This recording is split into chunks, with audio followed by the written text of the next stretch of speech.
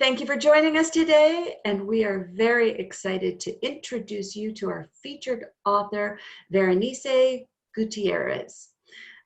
She is part of the book Voices of the 21st Century. My name is Gail Watson. I'm President and CEO of Women Speakers Association. This book is a very special book dedicated to women, written by women. It serves as an opportunity for women from around the world to share their voice with powerful and passionate messages to make a difference. It's done by one woman simply stepping into her own truth to be vulnerable and transparent. And I know this takes tremendous courage, which is why, as more of us rise up to share our voices, to educate, to guide, to inspire, we must support one another by both sharing and listening. I'd like to welcome you to the show today. Hello. How are you doing? I am doing well, thank you. Great, great. Now you have an amazing story that you write in this book, one that has affected, well, really the nation, the globe, because it deals with some powerful happenings that really transform our lives forever. And for you to share this story, I know took a lot of courage for you to do so.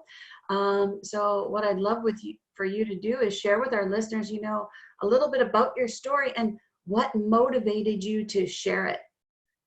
Absolutely. So I am originally from El Paso, Texas, born and raised. I'm a proud El Pasoan, and my birth city was impacted on August 3rd, 2019 in a very negative and difficult way. There was a gentleman who decided to target my community and ended up murdering 23 people. My sister, my baby sister, who was at the time 7 months pregnant, was in the midst of the chaos. And she was not only 7 months pregnant, but she had her baby with her who was 24 hours away from turning 1. And so in that chaos, in the stress of wondering, is she going to be okay? Is the baby going to be okay? My world stopped. And what I do for a living is I address racial inequality. And this really hit home because El Paso was targeted due to race. And that's what motivated me to write the story. On that day, I really wanted to stop doing what I do. It was too much. It was too heavy. I couldn't do it. But then I realized I don't want a world where it's okay for a child to be on lockdown before their first birthday. That is not a world that I'm okay with. So despite the impact and just the emotion that I felt, I have to keep going. I have to keep doing this work. Wow. You can clearly see that just even you sharing about it, the emotion is still very, very strong in you. Yes. Your message is so timely right now because in the media, we're hearing about more horrific events that relate to race. And it feels like it's just not stopping. It almost feels like it's getting worse. Yes. And I'm wondering, what do you really want the reader to take away from your story? I would really like for us as a collective, as a global community, to start interrupting these patterns and these behaviors. And so I would like for people to get as passionate as I am about how it is not okay. It is not okay for this next generation of children to continue these patterns. It should not be okay for people of color to be targeted and shot and killed.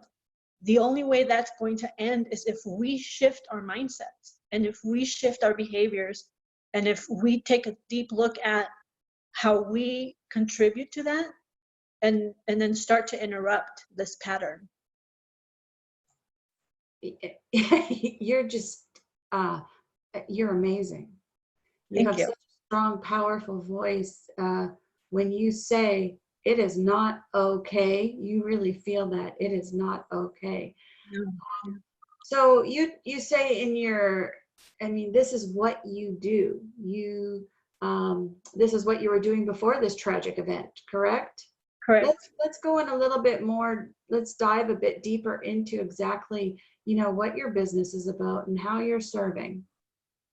So I've been doing equity work with school districts since 2007. And it is not popular work. It's not fun work.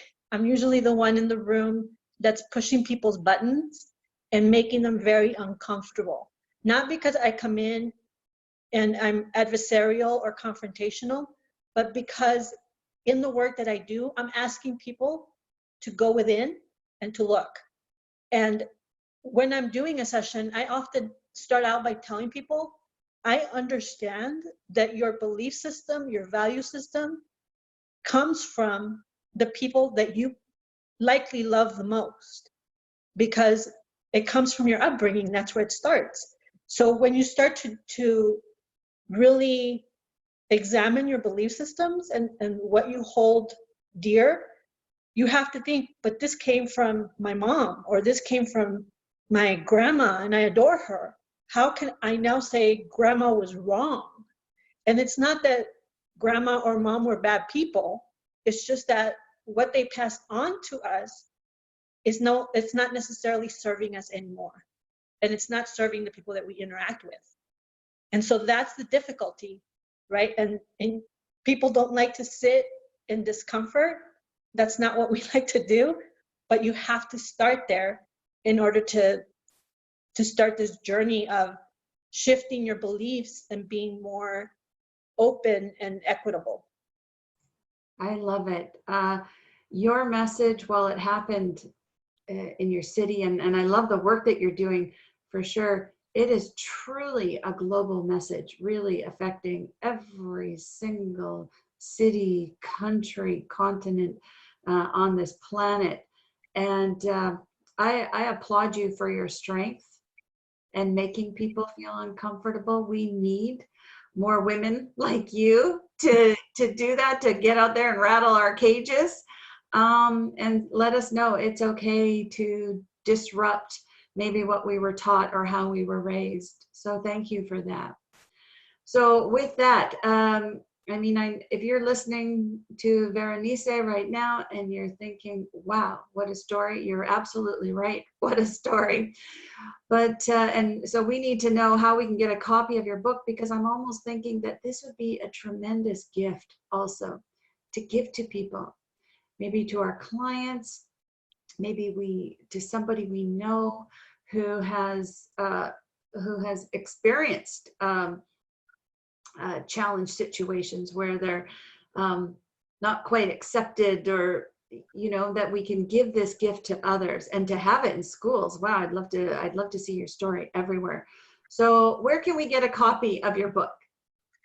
Well, people can definitely reach out to me via email, and I've had this email, it's funny, I always have to spell it out, but I've had it since I was in graduate school. And it's a combination of 3 words that I was aspiring to at that time. I wanted to be a bilingual master teacher. And so the email address is bilmasteac@gmail.com. And that's bilingual master teacher, just shortened. It was, and because I aspired to that, and I'm a first generation college graduate, I've kept that email for, gosh, close to 30 years now. Oh, that's so great. Can you say it one more time? Absolutely. So it's B as in boy, ILMASTEAC@gmail.com. Wonderful. You're wonderful. And I'm really proud and honored to be a part of in this book with you. to stand beside you with this and to really support your voice, because it is one that really needs to get out there. You are here truly to change lives and, or, you know, inspire them, that we all have the power to make a difference and make this, the place that we live, a much better place. So with Absolutely. that, do you have any words of wisdom that you would like to leave us today with? My biggest ask after I work with a group of principals or teachers or district level leaders, my ask is always start interrupting. You know, that's the best way for people to be an ally in the work and actually more of a co-conspirator in the work. So we all have that one relative that says things that we might think, oh my God, that is so inappropriate. Stop thinking it and start saying it. Start putting that person on the spot and saying, you know, it's not okay that you made that joke, or it's not okay for you to say that out loud when I'm in the room. And start making them sit in that discomfort so that you're interrupting these patterns that are impacting us so negatively. Wow. You're right. That would make such a difference. That is something we can all do. Yeah. We can all do that. Thank you so much. Truly, thank you once again. You're amazing. And I would like to thank our listeners today for joining us. And we wish you well wherever you are in this world. Make it a great day, and we will see you again very soon. Thank you. Thank you, Gail.